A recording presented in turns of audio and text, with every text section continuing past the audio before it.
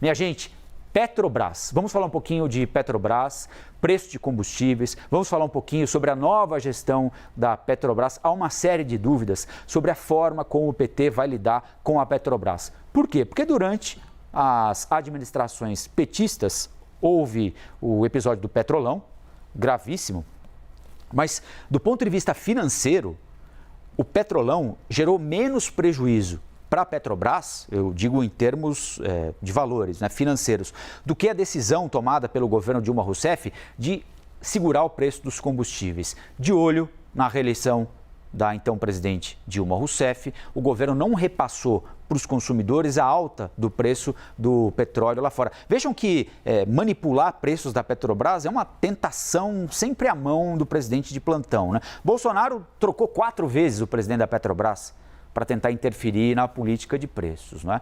Não conseguiu, mas no fim as coisas acabaram acontecendo, ele cortou imposto, o preço do petróleo caiu lá fora e a pressão sobre ele e, consequentemente, sobre o presidente da Petrobras diminuiu.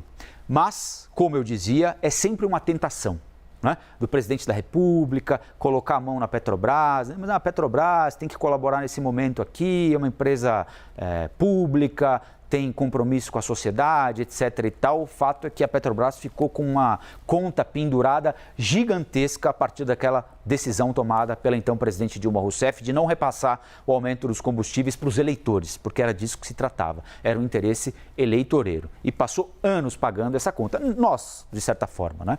Bom, há o temor de que isso volte a acontecer em algum momento na gestão do presidente Luiz Inácio Lula da Silva. Não vai acontecer, segundo Jean Paul Prats, que é o indicado do PT para ocupar a presidência da Petrobras, o que deve acontecer a formalização pelo Conselho da empresa até o fim deste mês, segundo apurou Pedro Duran lá no Rio de Janeiro.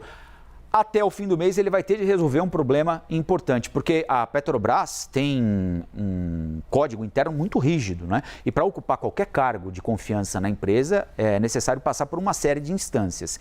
E uma dessas instâncias avalia se não tem ali algum conflito, né, entre quem vai ocupar o cargo e atividades que exerce, por exemplo, na iniciativa privada. E o futuro provável presidente da Petrobras, Jean Paul Prats, tem 2 empresas ligadas ao setor de óleo, gás e petróleo. Uma dessas empresas tem Jean Paul Prats como sócio.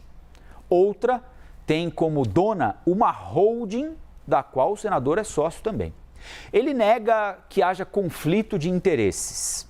Pela lei das estatais, a indicação de pessoa que tenha ou possa ter qualquer forma de conflito de interesse com a posição da empresa é vedada. O senador afirma que as empresas que se chamam Carcará e Bioconsultants estão inativas. Mas, para a Receita Federal, no sistema da Receita, elas constam como ativas.